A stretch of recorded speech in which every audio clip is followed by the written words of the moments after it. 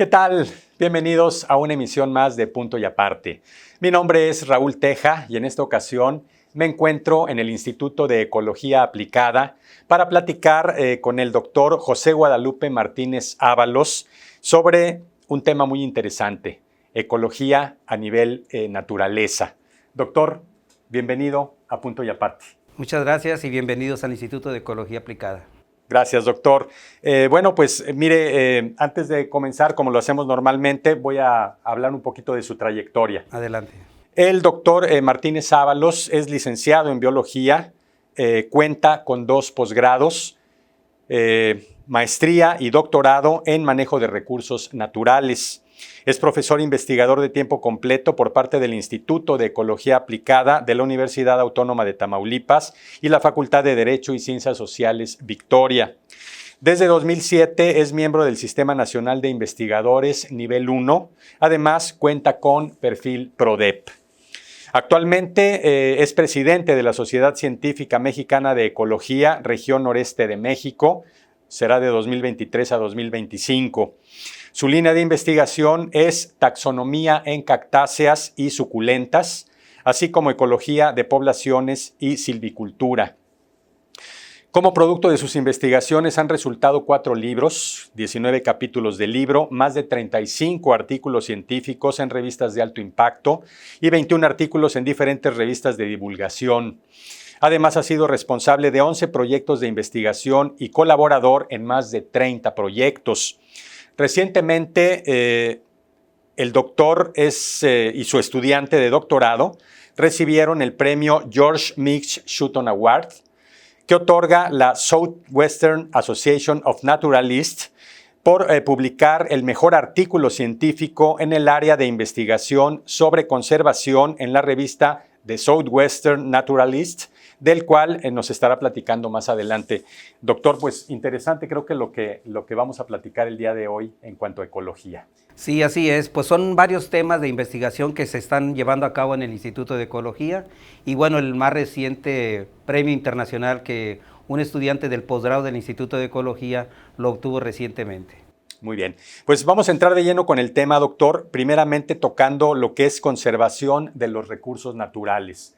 Y comienzo preguntándole cuáles son los principales desafíos que actuales en la conservación de estos recursos. Sí, bueno, mucha gente conoce que los recursos naturales pues es todo lo que tiene vida, que está de manera silvestre en el campo y va desde lo que es el agua, desde lo que son los bosques, el tipo de suelo, incluso hasta lo que es la parte del clima.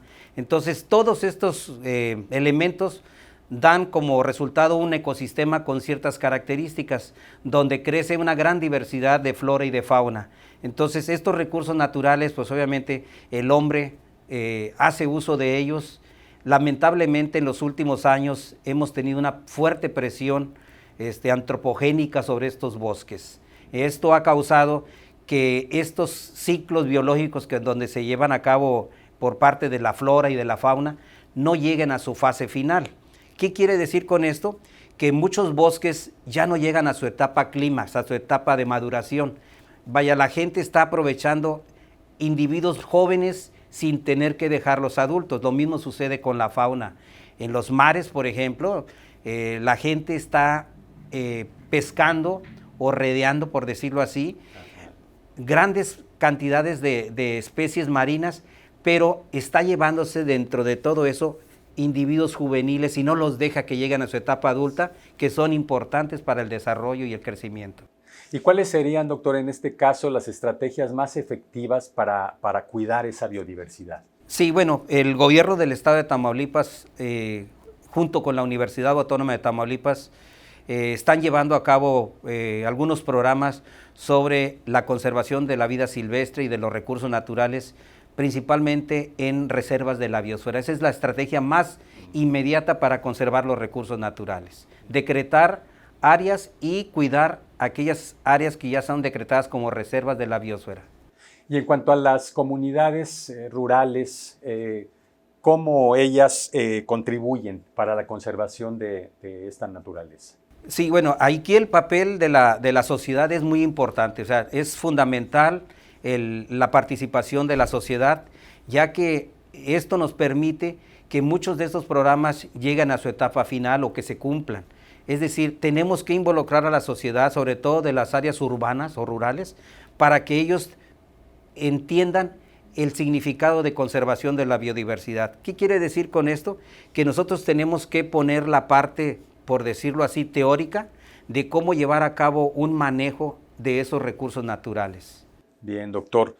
Ahora bien, sabemos que mucho del deterioro de la naturaleza tiene que ver con la cuestión económica, ¿verdad? Con la cuestión del dinero. Aquí le preguntaría yo, ¿cómo se pueden balancear las necesidades de desarrollo económico con la conservación de los recursos naturales? Sí, pues es una buena pregunta. Aquí lo que estamos haciendo con instituciones tanto estatales como federales es obviamente involucrar a la sociedad, pero también tenemos que enseñarles el valor que tienen estos recursos naturales. ¿Qué quiere decir? Que nosotros tenemos que enseñar, la parte de investigación, nuestras investigaciones tienen que ir aterrizadas hacia las demandas que tiene la sociedad. Por ejemplo, el aprovechamiento de los recursos forestales no maderables como el chile piquín, como el orégano, tenemos que dar nosotros nuestros resultados de investigación para explicarles y decirle a las comunidades de qué manera podemos nosotros aprovechar estos recursos sin dañar sus ciclos biológicos.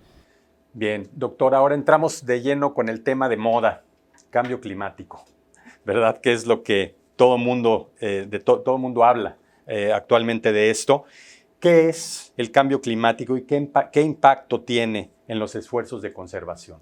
Sí, bueno, el cambio climático es ahorita un tema de moda a nivel mundial y bueno, todo está relacionado con el incremento de la temperatura en el ambiente, ¿verdad? Al incrementar la temperatura en el ambiente, por eso exceso de contaminantes en la atmósfera, esto ha permitido que los ecosistemas se vean reducidos y se vean afectados. ¿Qué quiere decir? Que nosotros tenemos que tratar de reducir las emisiones de dióxido de carbono a la atmósfera para poder regular la temperatura en el ambiente. De esta manera los organismos pueden desarrollarse y pueden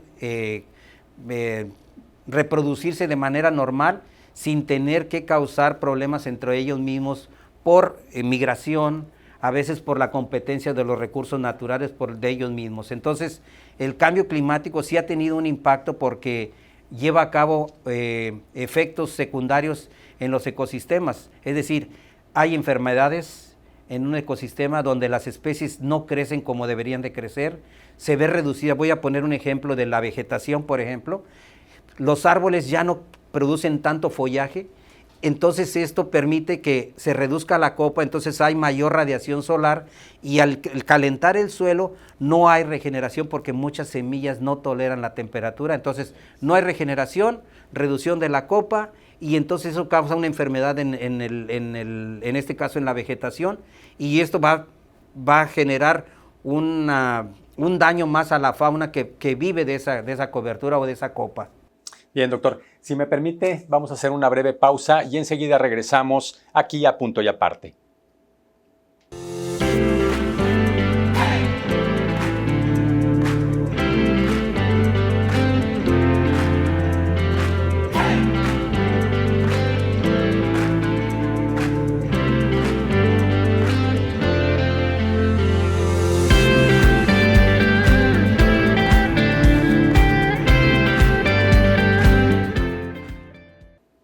Ya estamos de vuelta aquí en Punto y Aparte. Estamos platicando con el doctor José Guadalupe Martínez Ábalos sobre ecología y conservación de la naturaleza.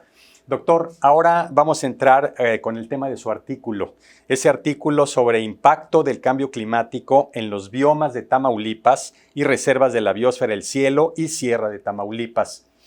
Empiezo preguntándole, doctor, ¿qué son los biomas? Muy bien. Los biomas, pues nosotros conocemos o es una manera una sinonimia de las comunidades vegetales, tipos de vegetación o biomas. Ese es el significado de bioma y se refiere a los diferentes tipos de vegetación que existen en el estado de Tamaulipas o en un área natural protegida, como lo que es el artículo que se publicó recientemente. Bien, ¿Y cuál es el periodo de clima contemporáneo considerado en el estudio, en su artículo? Sí. Nomás voy a explicar un poquito una pequeña introducción de lo que es el artículo. Claro. Aquí el artículo fue llevado a cabo por unos colegas investigadores de la Universidad Michoacana de San Nicolás en Michoacán. Fueron algunos doctores, el doctor Cuauhtémoc Sáenz, que ahorita se encuentra en París en un año sabático, y que es un experto en lo que es la parte de lo que son cambio climático, ¿verdad? Cómo se van modificando los biomas. Nuestro estudiante Onésimo Rocha Ugalde, que es investigador, estudiante, perdón, del Instituto de Ecología, del posgrado de Ecología que tenemos aquí, alumno de nosotros todavía, ya está a punto de titularse también, ahí lo traemos con presión. Entonces surgió una pregunta bien interesante. ¿Por qué están modificándose los biomas? ¿Será cierto lo del cambio climático que está modificando los ecosistemas rápidamente, sin tener ese proceso de evolución o darle tiempo a las especies de evolución?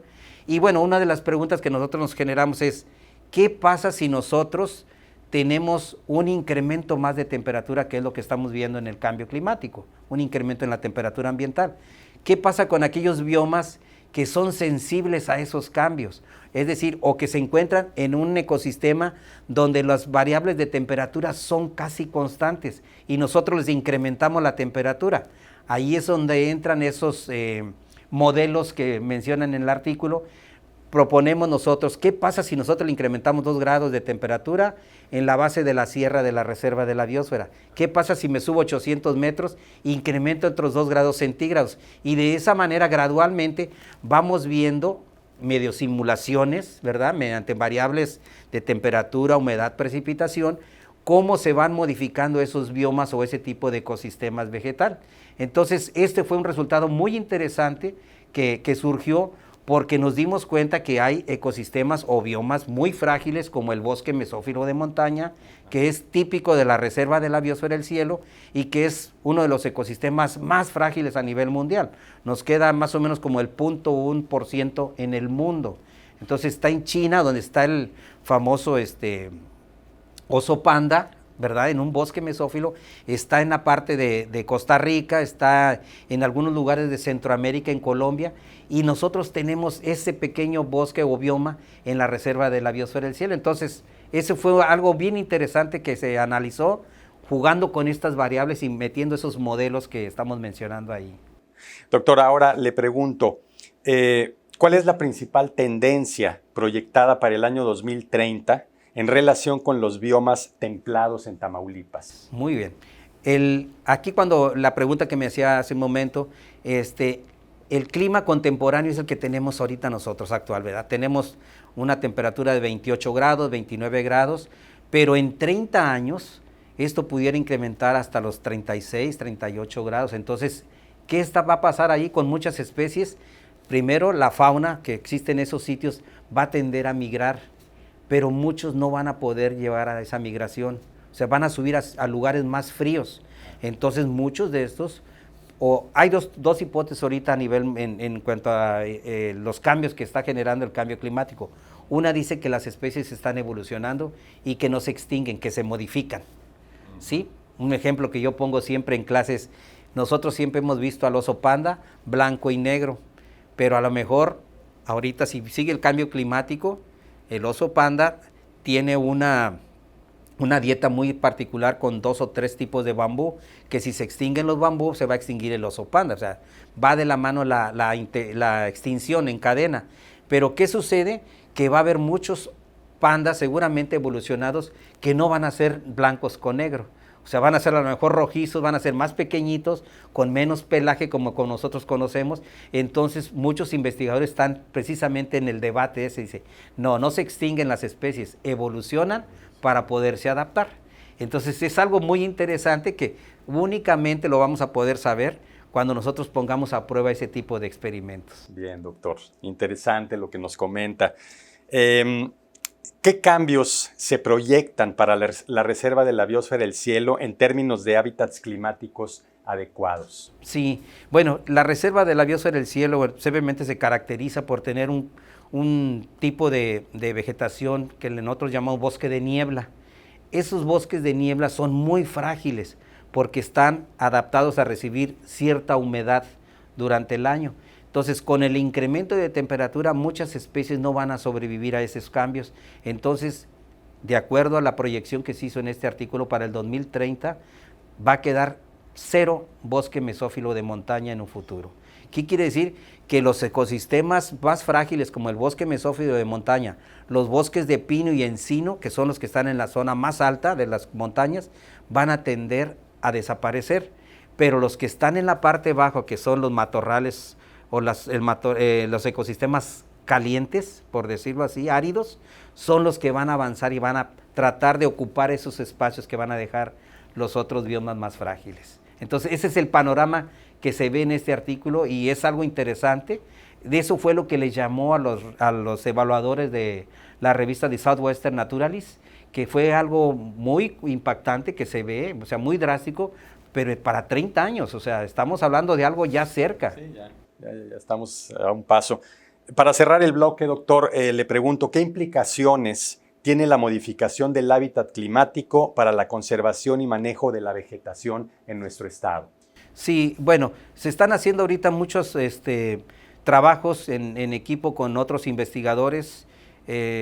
Comentaba hace un momento atrás de cámaras que la Universidad Autónoma de Tamaulipas está colaborando con más de 28 investigadores internacionales, gente de Rusia, gente de Alemania, gente de Alaska, de Canadá y de Estados Unidos, y la universidad está trabajando fuertemente con especies clave. ¿Cuáles son aquellas especies claves? Aquellas que tienen una distribución muy amplia. Por ejemplo, voy a hablarle de lo que es el árbol que nosotros conocemos como el olmo. Hay varias especies en México, pero una para que más o menos nos ubiquemos, el olmo es el árbol que domina lo que es la parte del río San Marcos y el Paseo Méndez, esos árboles gigantes que están allí. Pues hay una especie de olmo que se distribuye desde el norte de la Unión Soviética, de Rusia en este caso, ¿verdad? Todo lo que es la parte de la Siberia, se distribuye todo lo que es Alaska, Canadá y Estados Unidos. Y nosotros, la Universidad Autónoma de Tamaulipas, a través con esos investigadores, hicimos los monitoreos en las partes altas de la sierra de Miquihuana. Estuvimos trabajando en la parte de Arteaga, en Coahuila, en Nuevo León, y nosotros muestreamos todas las poblaciones del Populus tremuloides, se llama la especie de árbol. Es un árbol típico de tallo blanco que es muy común en las películas que salen en Estados Unidos, de Virginia, de Washington, esos bosques que cambian de color amarillo, rojo y todo, esos son los populus. Entonces nos dimos cuenta que este árbol se está retrayendo las poblaciones, llegan hasta el estado de Michoacán y se están regresando porque está incrementando la temperatura, entonces está pasando esa retracción de esas masas de bosque. Y lo más interesante que salió en este artículo que está publicado recientemente es que estas especies tienden a ser ya subespecies. Si era Populus tremuloides, ahora es Populus tremuloides, posiblemente variedad tamaulipana. ¿Por qué? Porque ya está adaptado a estas condiciones de Miquihuana y Bustamante en esta zona de Tamaulipas. Entonces es algo muy bonito. Eso es lo que va a pasar con lo del cambio climático, que muchas veces algunas especies van a tener esa facilidad de adaptarse al medio ambiente, pero otras no lo van a hacer, o cambias o te restringes, te regresas a un lugar más benigno para ellos. Bien, doctor, si me permite, vamos nuevamente a hacer una breve pausa y enseguida regresamos aquí a Punto y Aparte.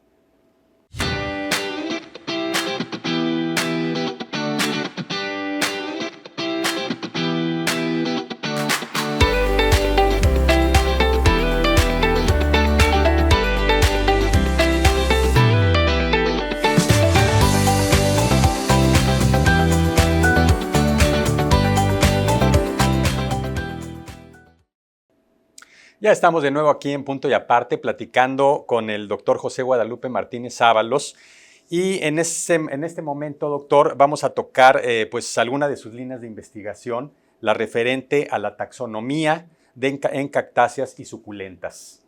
Platíquenos, doctor, ¿qué ha investigado sobre esto? ¿Cómo identifica y clasifica estas especies? Sí, bueno, es un tema muy interesante. Soy un apasionado de las plantas suculentas, en este caso cactáceas y las suculentas, que bueno, la diferencia de una cactácea es que presentan espinas, gloquidias o unas esas espinas pequeñitas que traen los nopales que a veces se nos entierran en las manos cuando estamos, esas son las famosas gloquidias. Y las suculentas que no tienen espinas, que son más atractivas porque tienen formas muy caprichosas. Esta línea de investigación, bueno, nace de cuando yo hice mi tesis de licenciatura y hice un estudio sobre las cactáceas de Tamaulipas, la parte de lo que es la dinámica poblacional, que también vamos a hablar un poquito más adelante, pero aquí nuestros trabajos consisten en tratar de hacer inventarios biológicos en qué partes de Tamaulipas se encuentran estas cactáceas, cuáles son los sitios más importantes por la diversidad de especies de estos dos grupos de plantas, tanto cactáceas como suculentas. Y bueno, hemos tenido la oportunidad de hacer algunas descripciones de especies nuevas para la ciencia en colaboración con gente de Inglaterra y personal de aquí del instituto, colegas de aquí del instituto. Entonces hemos hecho trabajos muy interesantes sobre los patrones de distribución de estas plantas.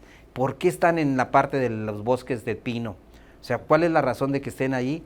Pues probablemente por el tipo de roca que se encuentra ahí o por el tipo de clima que se presenta en este sitio. Bien.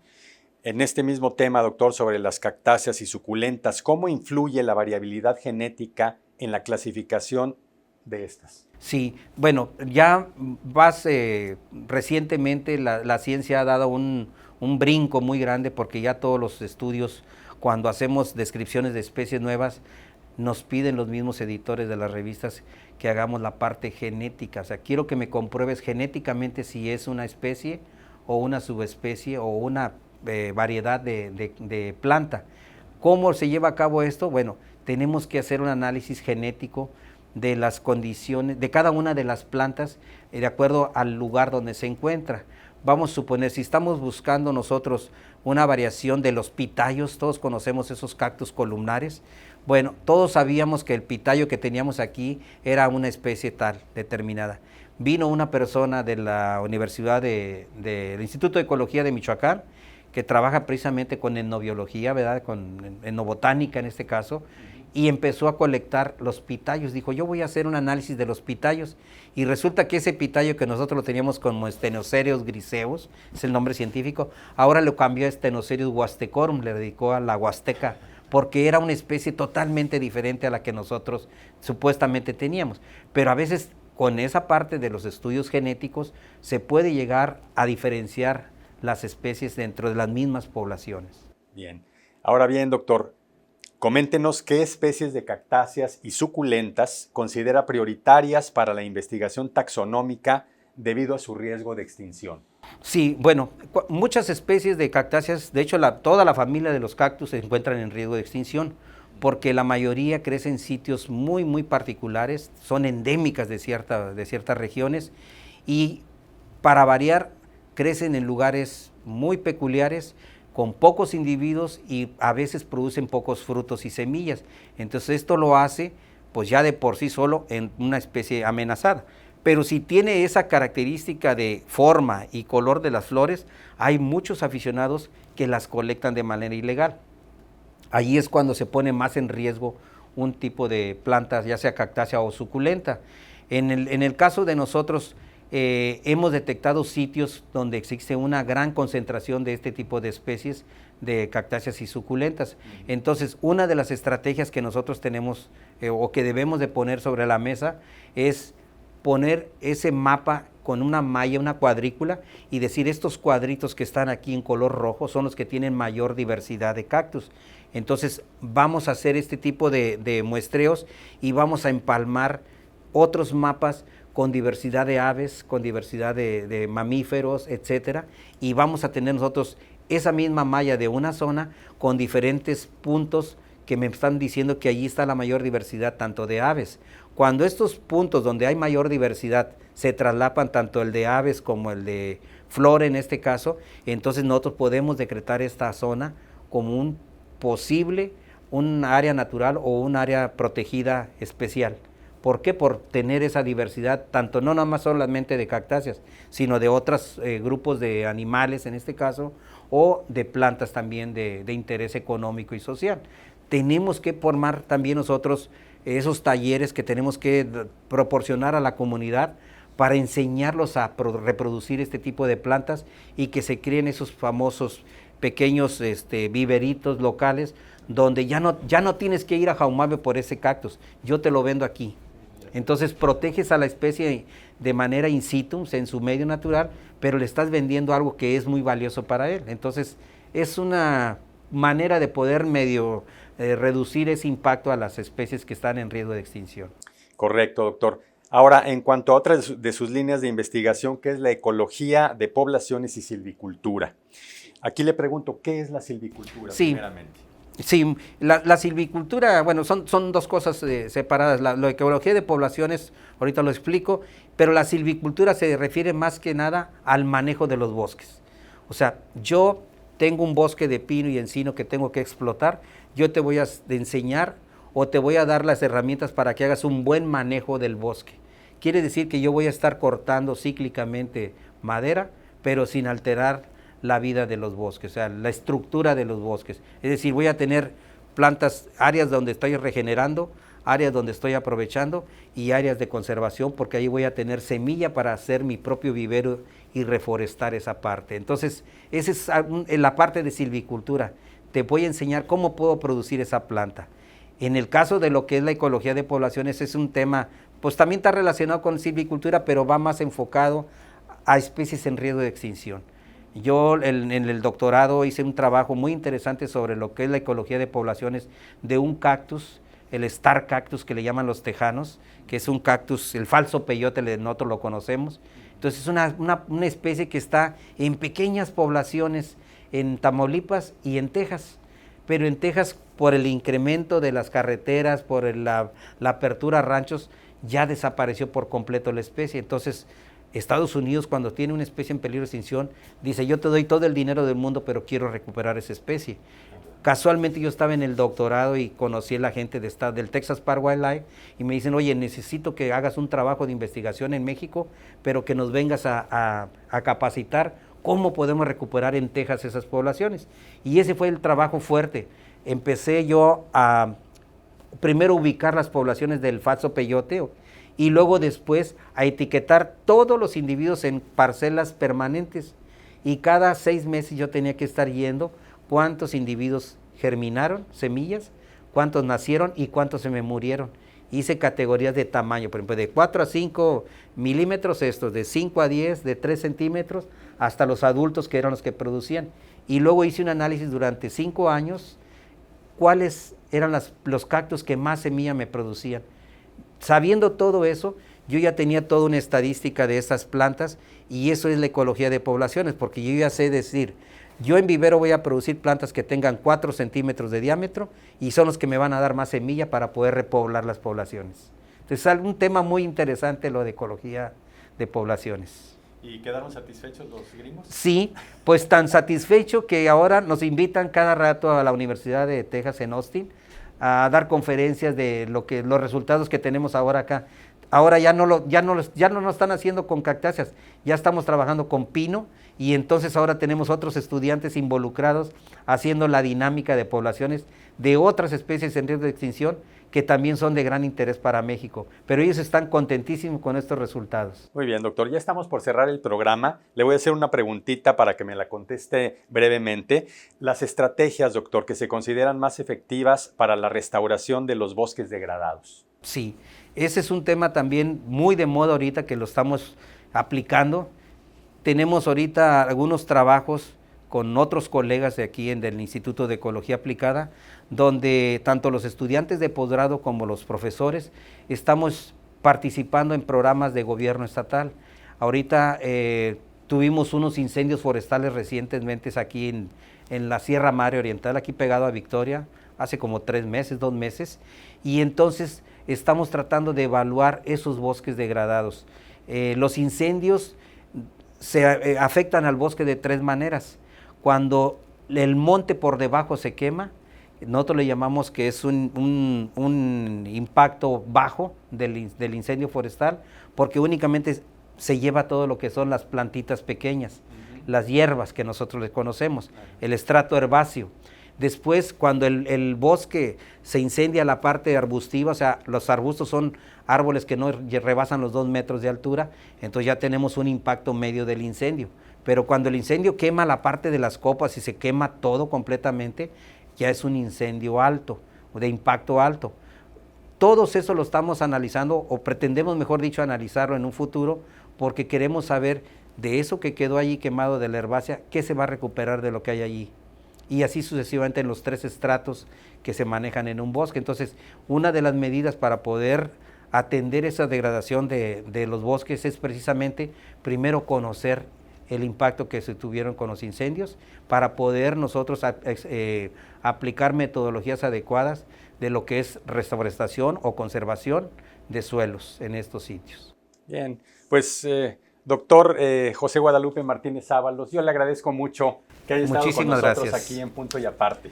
Muchísimas gracias, y muchas gracias a Televisión de la Universidad Autónoma de Tamaulipas. Claro que sí. Bueno, pues esto ha sido todo aquí en Punto y Aparte. Les recuerdo que esto es una producción de la Dirección de Televisión Universitaria, TVUAT, de la Universidad Autónoma de Tamaulipas. Yo me despido y lo espero en la próxima emisión de Punto y Aparte. Hasta entonces.